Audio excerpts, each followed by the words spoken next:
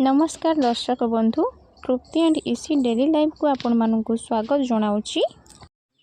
आज मु गरमा गरम बोरा आपण मानकु तैयारी करिकी देखैबी, जोटा कि बाहर क्रिस्पी हेबा सहित भितरु पूरा तोड़ा परी नरम हेकी बनी थाए।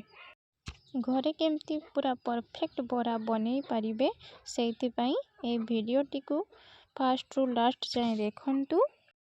एठी देखंतु मु 2 कप एमती कला बिरी को गोटे बाउल ले किछि पानी देकी होल नाइट पूरा भिजेकी रखथिली। वर्तमान मु एई बिरी को ग्राइंडर सहायरे हल्का पानी देकी ग्राइंड करनेबी। देखंतु मु एठी बिरी रो गोटे बोहलिया बेटर मु एठी रेडी करनेछि।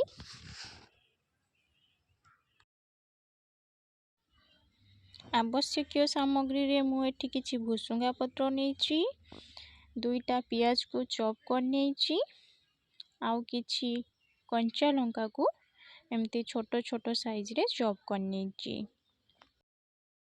बिरी बटा को मु एमती किछि टाइम फेणी चलीबी, जहा द्वारा कि बिरी बराटा हमरो सॉफ्ट हेबो। बेटरटा एठी मो रेडी हेछि कि नै जानिबा पई कि मु गोटे बाउल ले किछि पानी नै जाइछि आ गोटे चामच बिरी रो बेटर को मु से पानी रे पकेई देछि। देखंतु मोर एठी बेटरटा केमती भासुछि।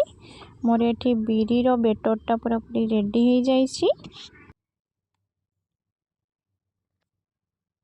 गोटे बाउल सुजी को मु भेदेई कि रखथिली, ताकू मु वर्तमान बिरी बटारे ऐड कर देबी एवं ताकू किछि टाइम गोळेई जालिबी। थिरे मु किछि कंचा लंका को ऐड कर देली, सुंगा पत्र को ऐड कर देली एंड काटी की रखथिबा पियाज को मध्ये एथि ऐड कर देली। एथिरे वर्तमान मु स्वाद अनुसार लूण दे देली। एथिरे मु वर्तमान किछि खाइबा सोडा को ऐड कर देबी एवं एहा को मु एमती हाथ रे गोळेई चलीबी। मते हाथ रे गोळेबा पई एथि पई पसंद कि एहा द्वारा बटाटा हमरो बहुत हल्का हबो। आउ जेते बेले याको हमें तेल रे पकेई कि फ्राई करिबा ना, सेते बेले बोरा गुडी को बहुत फुलका फुलका हेकी बनिबो। एवं एहा को मु वर्तमान 5 मिनिट छाडी देली। करेई रे मु किछि तेल नै कि एहा को गरम होबा पई छाडी देइछि। वर्तमान मु हाथ पापुल रे किछि पानी लगेई देली एवं ता ऊपर मु किछि बट्टा को देकी एमती शेप बनेई नेली। मोर एठी तेलटा गरम हे आसलानी। एथिरे मु शेप देकी रखथिबा बिरी बटाटा छाडी देली।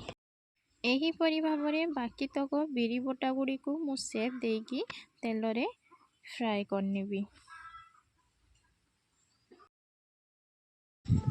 किछि समय परे वर्तमान मु ए सब को मु उल्टेई देबी एवं गोल्डन ब्राउन होबा जाय मु एहा को फ्राई करिबी।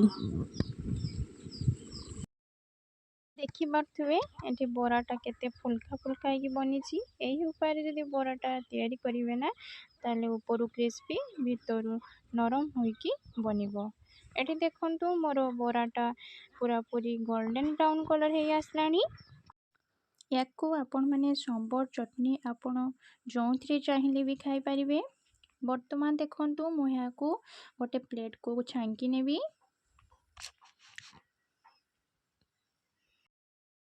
देखंतु मोर बोरा एठी पूरा पूरी रेडी हे जाइछि आ केते क्रिस्पी देखा जाउछि बाहरु। दर्शक बंधु, आजिरो रेसिपी जदि आपनको भलो लागि थाए ताले लाइक करिवे, शेयर करिवे एंड सब्सक्राइब करिदेवे। रहूछि जय जगन्नाथ।